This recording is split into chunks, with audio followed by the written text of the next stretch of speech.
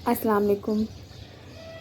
یہ اسی دن کے منظر سے ہم شروع کریں گے۔ میں آپ کو بتاتی ہوں کہ پھر کیا ہوا جب ہمارا بجلی کا میٹر 47 ڈگری ٹیمپریچر تھا، تب کاٹ لیا گیا تھا بل نہ پے ہونے کی صورت میں۔ تو میں بس اسی طرح پریشان تھی، یہ شام کا وقت تھا اور کوئی سمجھ میں بات نہیں آ رہی تھی کہ کس طرح پھر میں بل کو پے کروں، کیونکہ جس انسان کی میں ذمہ داری ہوں، وہ میرے بچے ذمہ داری ہیں، وہ اپنے ہاتھ جھاڑ کر سائڈ پر ہو چکا تھا۔ اس نے کہا میں تو کر ہی نہیں سکتا، میں تو اس دنیا کا سب سے غریب بندہ ہوں، میرے پاس 3 گاڑیاں ہیں تو کیا ہوا، 2 کنال کا گھر ہے تو کیا ہوا، میں تو بہت غریب ہوں، تمہارے لیے میرے پاس 1 ٹکا بھی نہیں ہے۔ اس نے یہ جملہ بولا نہیں تھا، پر اس کا معنی یہی تھا۔ بس پھر وقت گزرتا چلا گیا، اسی طرح میں روتی رہی، بہت روئی میں، کیونکہ گرمی بہت ہو رہی تھی۔ بچوں کو دیکھ کر ترس آ رہا تھا مجھے کہ میں نے ان کو کیا زندگی دے دی ہے، ان کا کیا قصور اگر یہ میرے اور اس کے بچے بن کر پیدا ہوئے تھے۔ بس اپنی بے بسی پر بہت رونا آ رہا تھا کہ اتنے بڑے بڑے ٹاسک زندگی کے میں کیسے پورے کروں گی، میں تو ایک بل بھی پے نہیں کر پا رہی۔ میں نے کبھی کسی سے ادھار نہیں لیا، کبھی نہیں سوچا کہ میں کسی سے کچھ مانگوں، پر شاید اب یہی ایک حل باقی بچ رہا تھا، لیکن ہمت نہیں پڑ رہی تھی کہ میں کسی سے کچھ کہوں۔ کسی سے میں نے مانگا تو اس نے بہانہ بنا دیا، اور پھر یوں رات گہری ہو گئی۔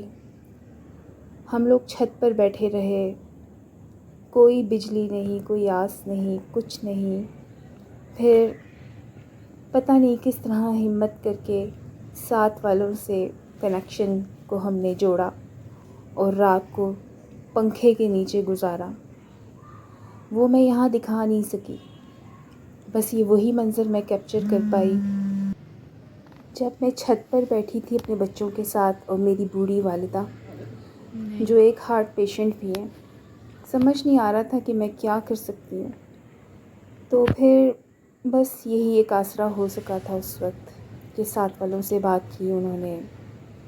آج کل کے دور میں تو مدد بھی کرنا بہت مہنگا پڑتا ہے نا کسی کی، میں سمجھ سکتی ہوں کتنی مہنگی ہو چکی ہے بجلی، کوئی دے گا تو کتنی دفعہ سوچے گا بھی کہ ہم پتہ نہیں اس کا مس یوز نہ کریں۔ تو بس انہوں نے بیچاروں نے کر تو دی ایک رات کے لیے 12 بجے سے لے کر، لیکن صبح 7 بجے انہوں نے ڈسکنیکٹ کر دیا جو ہم نے ان کے ساتھ کنیکشن کو جوڑا تھا۔ پھر وہ صبح 7 بجے سے جو گرمی میں برا حال، تپتا سورج، کھلا آسمان، اور کوئی پنکھا نہیں، کوئی ہوا نہیں، کس طرح وہ دن گزارا۔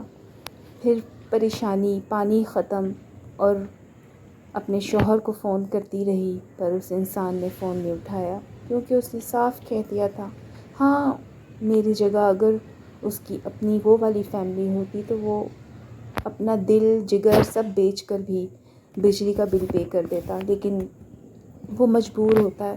وہ بھی اس لیے مجبور ہے کہ وہ اپنی ساری کمائی جو اپنی بیوی کے ہاتھ میں دیتا ہے وہ اپنے اکاؤنٹ میں رکھتی ہے، اور میاں کو صرف خرچہ دیتی ہے۔ اب وہ خرچے میں ہمیں کیا دیتا ہے، کس طرح پورا کرتا ہے، یہ ہم ہی جانتے ہیں۔ تو لیکن میں اس بات کی شکایت نہیں کر سکتی اس سے، کیونکہ میں شکایت کروں گی تو وہ مجھے ڈیورس کی دھمکی دے دیتا ہے۔ پھر میرا جو کبھی 200-300 کالز کرنے کے بعد ایک دفعہ فون اٹھا لیتا ہے، وہ بھی نہیں اٹھائے گا۔ میں میسیجز کروں گی، وائس نوٹ جو ہے وہ سینڈ کروں گی تو وہ بھی نہیں پڑے گا۔ میں اتنی ڈپریشن میں زندگی گزارتی ہوں اس کے ساتھ، لیکن میں اب کوئی شکایت نہیں کرتی اس سے کہ تم ایسے ہو، تم ویسے ہو، یا تم اللہ کو کیا جواب دو گے ان سب چیزوں کا۔ میرے اندر سے شکایتوں کا سارا جو ایک تمنا ہوتی ہے نا کہ آدمی اپنے بندے سے کچھ کہے، وہ اس کے لاڑ اٹھائے، وہ سنے، میرے اندر سے یہ ساری جذبات جو ہے ختم ہو چکے ہیں۔ میں صرف اور صرف اب یہ سوچتی ہوں کہ اب میں نے فیس کیسے دینی ہے، میں نے بل کیسے پے کرنا ہے، میں نے ضروریات زندگی کا سامان کیسے لانا ہے گھر میں بس انہی چیزوں میں اپنے آپ کو الجھا چکی ہوں، یا پھر کہیں تھوڑے بہت ہاتھ پاؤں مارنے کی کوشش کرتی ہوں کہ آنے والے وقت میں میرے بچوں کی جو ہائر اسٹڈیز ہیں وہ ڈسٹرب نہ ہو جائیں، کہیں انہی چیزوں کی وجہ سے وہ اپنی تعلیم سے محروم نہ رہ جائیں۔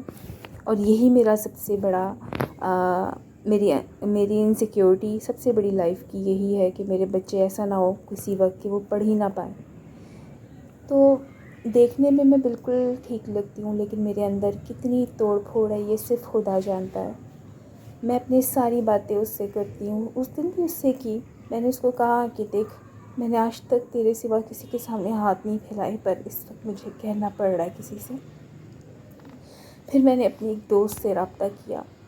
اس نے مجھے پیسے بھیجے، لیکن ڈر لگتا ہے مجھے لوگوں کو آزماتے ہوئے. میں سوچتی ہوں کہ ایسا نہ ہو کہ میں کسی سے اچھے رشتے میں ہوں اور ان مانگنے کی وجہ سے یا ہیلپ کی وجہ سے میں کسی کا وہ چہرہ دیکھ لوں جو میں دیکھنا نہیں چاہتی. تو بس اس نے عارضی مدد تو کر دی ہے، لیکن میں نے ابھی پیسے اس کو چکانے ہیں واپس. اسی کوششوں میں لگی ہوئی ہوں کہ میری عزت رہ جائے اور میں یہ پیسے اس کو ادا کر دوں. اور بس پھر بل گیا اور میٹر واپس آ گیا تھا. ہم اندھیرے سے واپس روشنی میں آ گئے تھے، لیکن گزرتے دن کے ساتھ پھر ایک نئی فکر ہوتی ہے کہ اب اگلا بل بھی آنا ہے.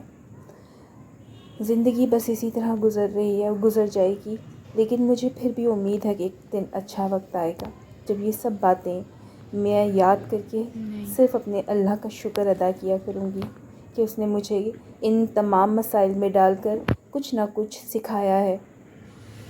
بس پھر روشنی ہو گئی، ہوا بھی مل گئی، اور یہ سبق بن گیا کہ اس نے میری مدد نہیں کی جب مجھے اس کی ضرورت تھی. پھر اگلے دن میں نے سوچا چلو بچوں کو اب اچھا سا کھانا کھلا دوں، وہ خوش ہو جائیں، کیونکہ 2 دن بہت تکلیف میں گزارے تھے. تو میں نے ان کے لیے سنگاپورین رائس بنائے تھے.